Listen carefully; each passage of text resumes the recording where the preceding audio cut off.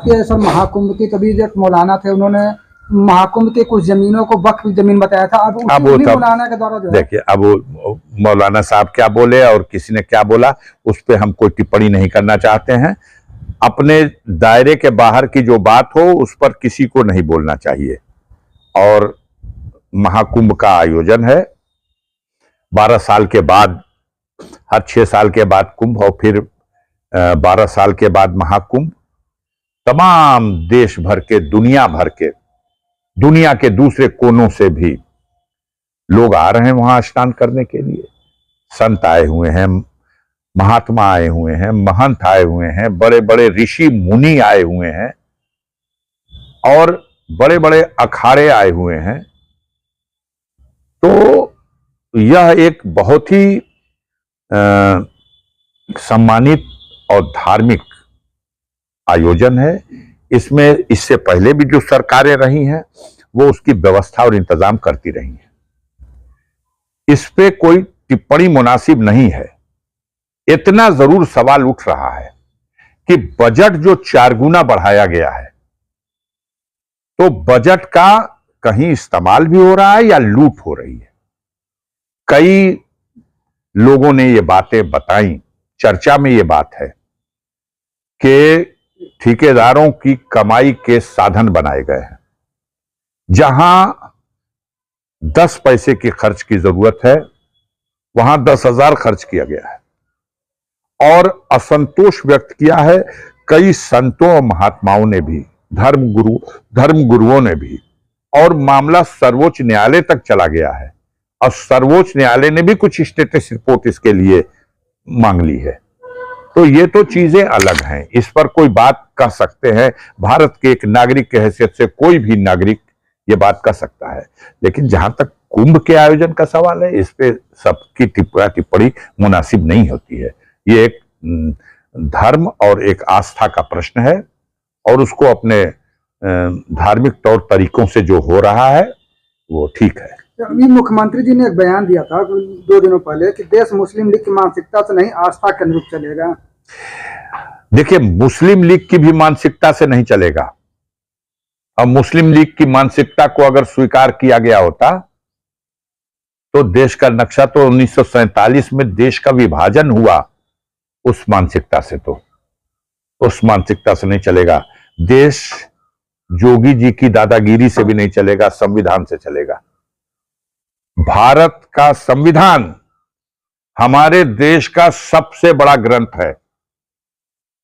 उसी में सबका हित सुरक्षित है जो भारत का नागरिक है। हमारी सबसे पवित्र वो पुस्तक है और उस पुस्तक में सबका अधिकार और सबका संरक्षण है। उसी रास्ते से चलेगा। मैं उस रास्ते को मानने वाला हूं और मैं चाहूंगा कि हर देशवासी को अपने संविधान पर गर्व करना चाहिए और उस संविधान के रास्ते से देश को चलाने की बात करनी चाहिए। न मुस्लिम लीग के रास्ते से चलेगा और न ये कट्टरपंथियों के बयान जो आ रहे हैं इनकी मानसिकता से चलेगा। देश में नए वायरस की एंट्री हो गई है। देश में नए वायरस की एंट्री हो गई, बताया जा रहा है चीन में इसका। हाँ, आज एलन मस्क की एक रिपोर्ट देखी जिसमें चिंता व्यक्त की गई है और मुझे अजीब लगा, बहुत चिंतित हूं मैं। उन्होंने कहा है कि 2030 तक, 2025 है, 2030 तक भारत की जनसंख्या 100 करोड़ के आसपास रह जाएगी। मुझे चिंता हो रही है। आज हमारी जनसंख्या 140 करोड़ है, 140 करोड़ से भी ज्यादा है। चीन की जनसंख्या उसने कहा है कि 100 करोड़ से भी नीचे चली जाएगी। ऐसा क्यों? तो जो वायरस की बात चल रही है और जितनी तेजी से नई नई बीमारियां और उसमें लोगों के मरने का जो क्रम है, और दूसरा एक और जिस पर अभी चर्चा नहीं है, लेकिन एलन मस्क एक विश्व स्तर का व्यक्ति है, उसके द्वारा कही गई इस बात में इस ओर इशारा किया गया है कि आने वाले दिनों में हो सकता है लोगों को बच्चा पैदा करने की क्षमता ही खत्म होने जा रही है।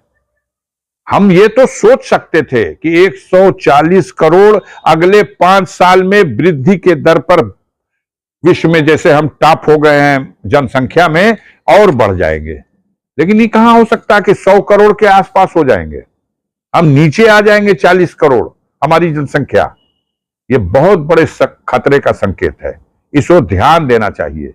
हमारे देश के इन महारथियों को जो देश की जनता को बेवकूफ बना रहे हैं, आज हमें शर्म आ रही है आपको यह बताते हुए कि भारत के पासपोर्ट की वैल्यू दुनिया में 50वीं रैंक पे आ गई। 85वीं, 85, 85, 85 हमारी रैंक है भारत के पासपोर्ट की। यह शर्म की बात है। 11 साल से मोदी जी सत्ता में हैं और 11 साल में 11 रैंक हम गिरे हैं। 2014 में भारत के पासपोर्ट की वैल्यू 74 पर थी और आज 85 पे है। उसी तरीके से 2014 में हमारी मुद्रा की वैल्यू वो 64 पर थी। भारत की मुद्रा डॉलर के मुकाबले 64 रुपए का एक डॉलर था और आज 85 रुपए का एक डॉलर, 85 से भी अधिक हो गया, दशमलव कुछ। तो एक तरफ हम विश्व गुरु होने की बात कर रहे हैं, अपना डंका बजाने की बात कर रहे हैं, और एक तरफ तो लग रहा है कि मेरी भद पिट गई, इससे बुरी स्थिति में तो ये भारत कभी था ही नहीं। हम जमीन में धंस चुके हैं, लेकिन झूठ बोल करके और जनता को गुमराह करके हम देश में नफरत का माहौल बना करके और अपना सत्ता का सुख भोग रहे हैं। अपने चहेतों को देश की संपदा लुटा रहे हैं। देश कर्ज के बोझ से दबा जा रहा है, विकास ठप है, सिर्फ नफरत की फिजा है। भाई को भाई से लड़ाओ और मौज करो, राज करो और अपने चहेतों को ठेकेदारी के माध्यम से